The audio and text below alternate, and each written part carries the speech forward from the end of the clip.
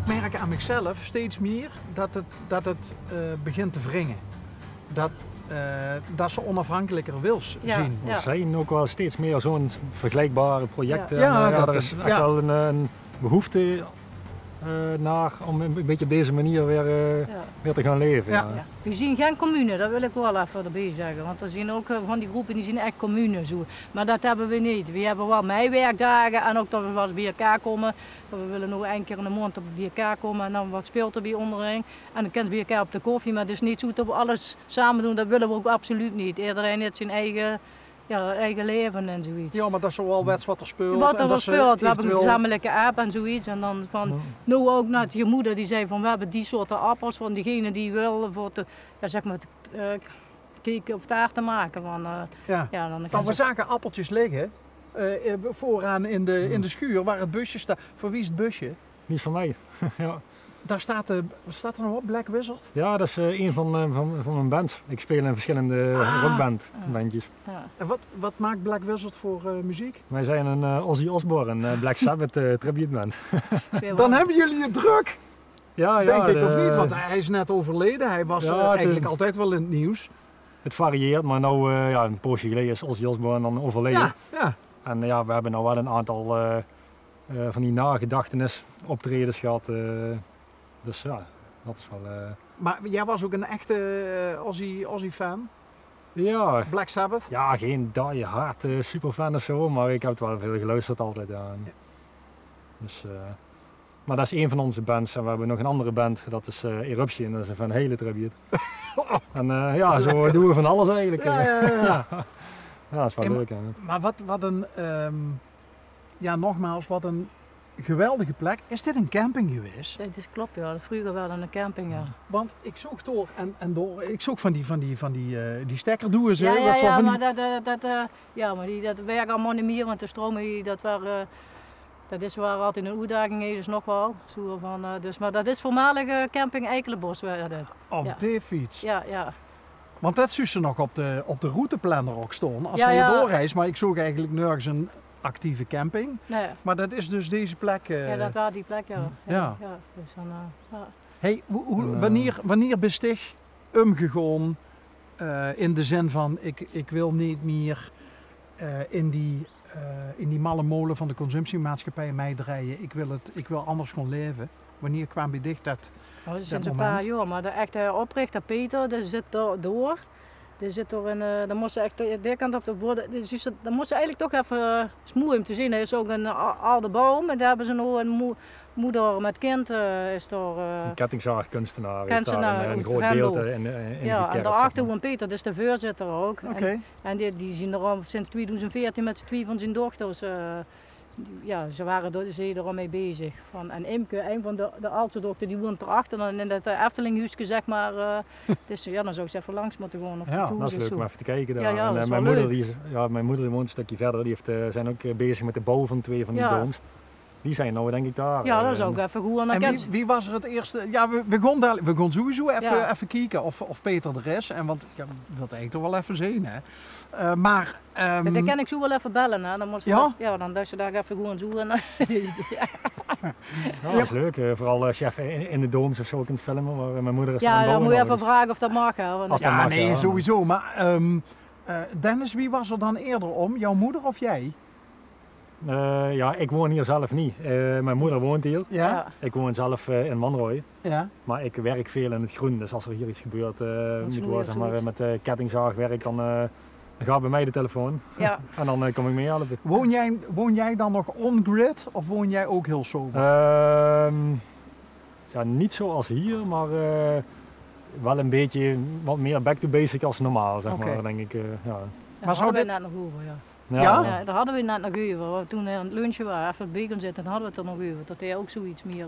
Wij hebben ook een grote plak grond met een flink stuk grond. In Wanrooy? Waar we ook een voedselbosachtig idee aan het aanplanten zijn, zeg maar. En, niet zoals hier, zeg maar wel een beetje in die richting. Maar kun je je dat voorstellen, dat je helemaal off-grid gaat? Ik kan het me heel goed voorstellen, maar ik weet ook wel, het heeft voor- en nadelen. Hè. Alleen... je krijgt er wel veel voor terug als je lekker alles zelfstandig kan doen en je net zo mooi woont als hier. Zo. Ja. Is het een gevoel van vrijheid? Ook, ja. En ik kan iets terug doen voor de natuur, ja. Ook? Ja, dus dat is dan ja, ik ben echt van de natuurmens, dus ik zei al een paar jaar geleden, die reeën komen daar vanzelf weer terug en dan zie ik ze nu zelf zoiets en nee dan. Ik denk, ja, dat vind ik gewoon, ja, daar ben ik weer blij van. En dat, ja, ik kan iets terug doen, ja. Niet alleen maar nemen, maar ook geven, weer teruggeven. Van, moeder aarde heeft dat moeilijk genoeg zo, dus ja. Absoluut. Ja. En dit hout, waar wordt dit nou voor gebruikt? Dat is voor de houtkachel, hè? Ja, maar die is een jaar druiger. Ja, minimaal. Ja, maar dit is een jaar, hè, zoiets. Dit droogt al heel snel, dat is allemaal welk. Ja. Maar dit is inderdaad voor de houtkachel, dat is eigenlijk allemaal kort. En dan kun je weer warm zetten, hè? Ja. Ja, en een willige tak, je hoeft hem maar in de grond te duwen en die gaat weer aan de gang, hè? Dat is het mooie van willigen, hè? Hey, ik ben eigenlijk best nieuwsgierig. Jij werkt veel in het groen. Wat doe je dan precies? Ik ben ZZP'er in het groen. Hovenier? Of, ja, ik noem mezelf nooit echt hovenier, meer in het groot groen. Wat grotere klussen met kapwerk en dat soort zaken, zeg maar. En dat is één van de dingen die ik doe. En langs in het groen werken doe ik ook nog van stamhout. Maak ik meubeltjes. En die doe ik ook weer verkopen. Oké. Heb jij toevallig dat bankje gemaakt wat daar staat, waar Love op staat? Nee, die heb ik niet gemaakt. Dat vond ik een liefdesbankje. Ja. Dat had ik zomaar kunnen zijn, maar in dat geval was ik het niet. Nee. Oké. Ja, je maakt mooie spullen, ja. Hey, maar heb je dat, want jouw moeder woont hier, heb je dat van vroeger uit ook meegekregen, die liefde voor de natuur? Ja, een beetje wel, denk ik. Gewoon dat zelfvoorzienend en een beetje back to basic. En, ja, dat is denk ik wel een instelling die ik wel een beetje mee heb gekregen. Ja.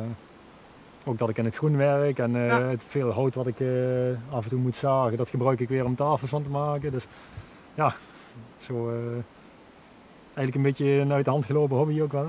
Ja, mooi toch? Ja. Hey, Zal ik nog bellen? Of ze te zien? hoe ver zien we? Nou, we hebben nog even. Ja, ik weet niet wie lang ik nog heb. Nog 2 minuten. Oh, zo hé. Nee, maar kun je zo even... hij sticht dit ook van Toes mij gekregen wie Dan is?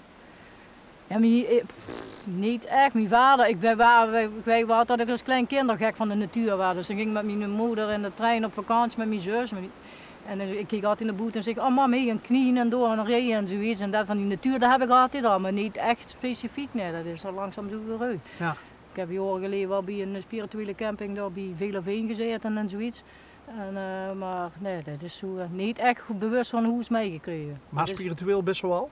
Ja, wat is spiritueel? Het is ik gewoon... denk het reine spiritueel. Ja, en wat duister ermee. Ja. En ik ben ook terug, niet alleen maar door, maar zo ook in de aarde terugbrengen. Ja. Zo gegrond zien, zeg maar. Gegrond zien. Ja. Maar van de weer kan ze, als ze kopje is, kan ze er ook gewoon wat van eten. Hè. Dan heeft ze een paracetamol. Waarvan? Van de willige takje, zo'n dun takje. Echt hoor? Ja, dat is allemaal... Klopt, ja.